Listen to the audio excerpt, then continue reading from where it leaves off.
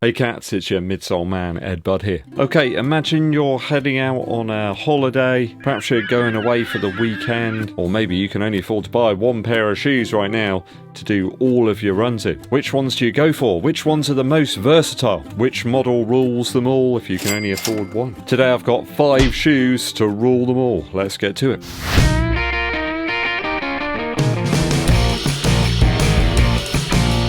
Thanks for tuning in, people. It is my 1000th video on the channel. Thanks for all of you that have been watching over the years, all the subscribers, all of the members as well that help keep the channel going on a monthly basis. If you want to drop me a super thanks for all of the hard work I've been putting in, it would be most appreciated. I have to say thank you though to all of the people that have been watching and slowly building up those subscriber base numbers.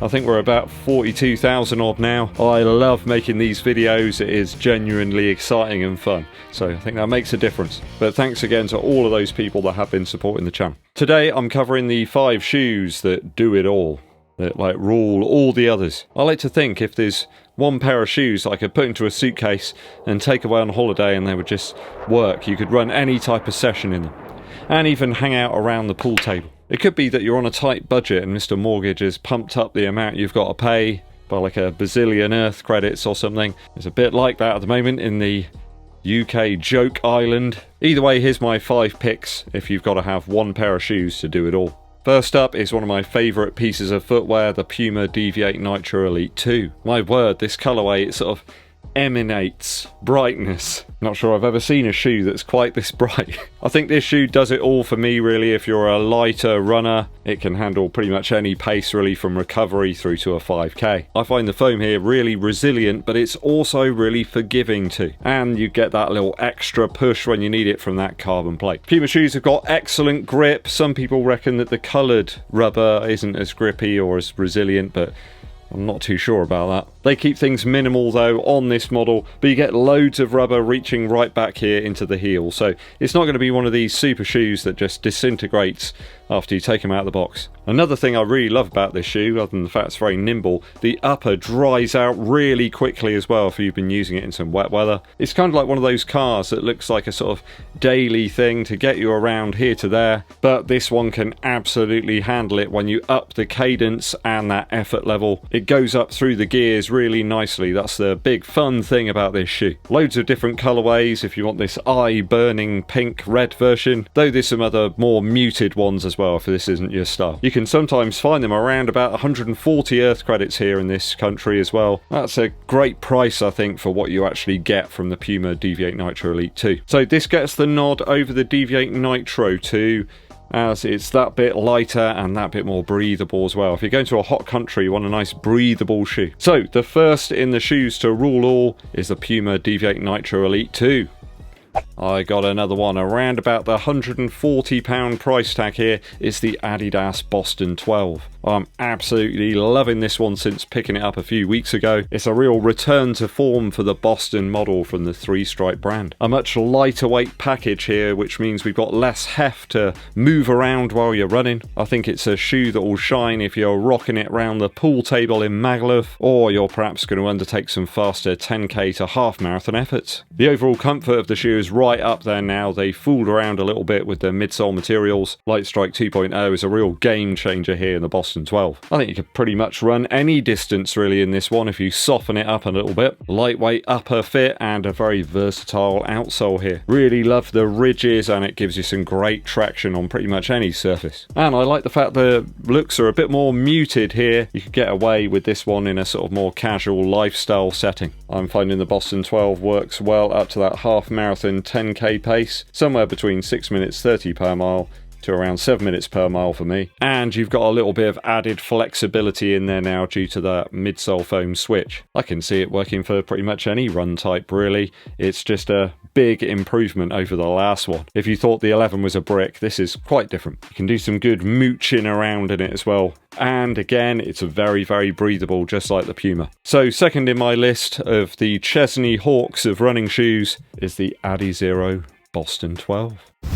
Next up, an absolute banger, the SUPERBLAST from Asics. Isn't it quite a breath of fresh air as well to have a shoe that's just called a name, the SUPERBLAST? There you go. The SUPERBLAST Next Percent Elite Extra. A snappy name, and it does what it says on the tin. Pretty much any type of run or walking around in London in pouring rain, it does it. This is actually the super trainer, if you ask me. I know that marketing term is sort of going around everywhere at the moment, but this is the real deal.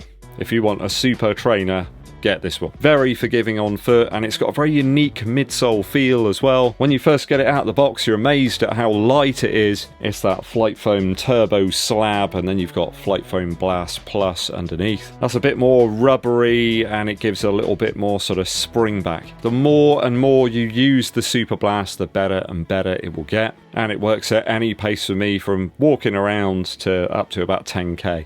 I think maybe perhaps it's a little bit too wide in terms of that landing platform for like 5k or intervals or something, but I think you could use it at a push, and as such it's included in today's video. I think the main reason that it's so good is because it's so light. You've got masses of cushion here, but it doesn't feel like you're wearing some sort of oversized clog. I think it's about 281 grams or 10 ounces on the money in my size, which is absolutely amazing for a UK 11, the amount that you get in here. I'm quite perplexed actually. How do you do it? I think it's probably the fact that Asics have minimised the upper materials here. It's just what you need and nothing more. It's just the bare minimum.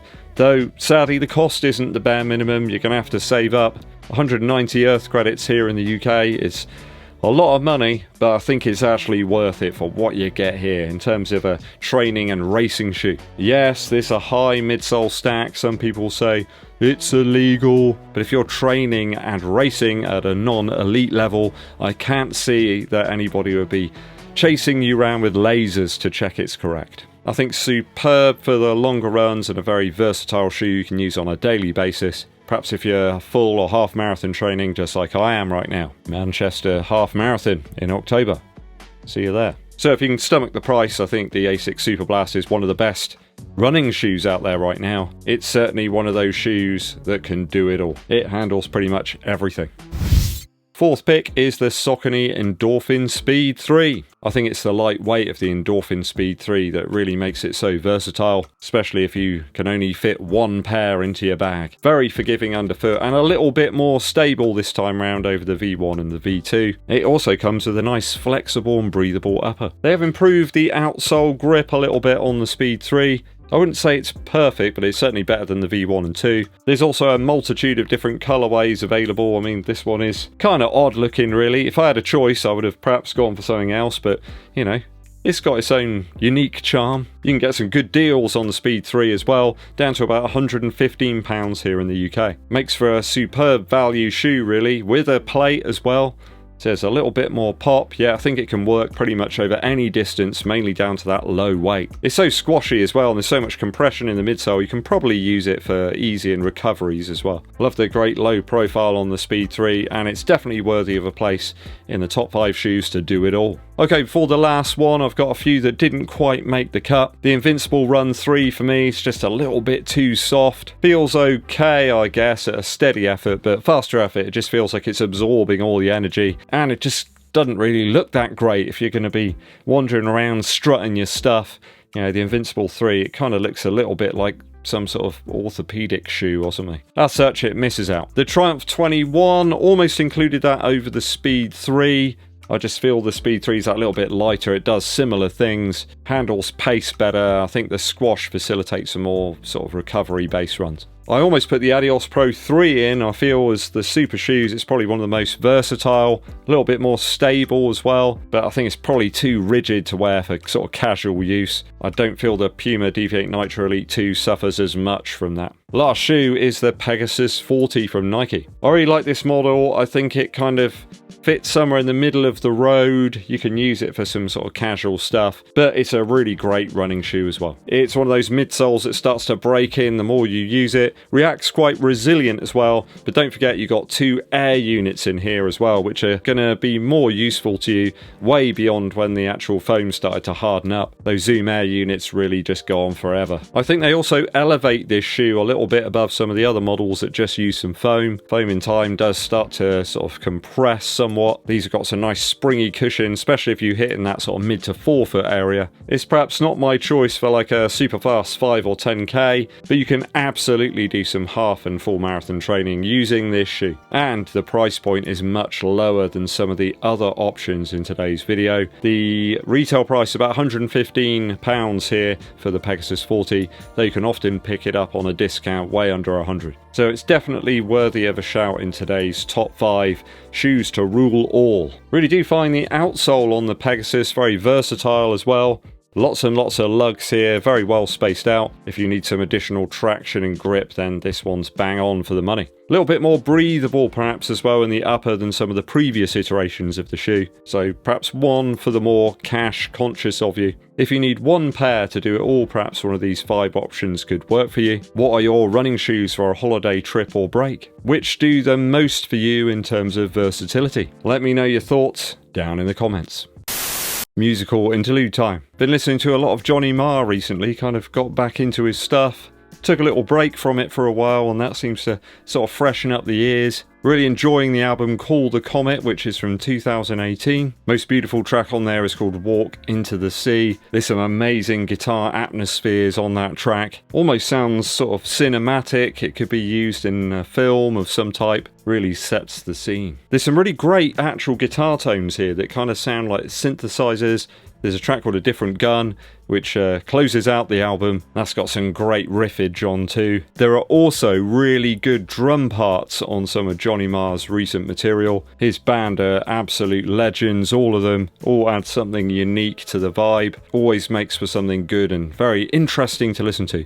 Go and check it out, people, from 2018, Call the Comet from Johnny Marr. That's all for me for today. I hope you've enjoyed the 1000th video. Hit that subscribe button and click the bell for notifications. Also give this video a thumbs up like and share it with your running buddies. My name's Eddbud and I'll be seeing you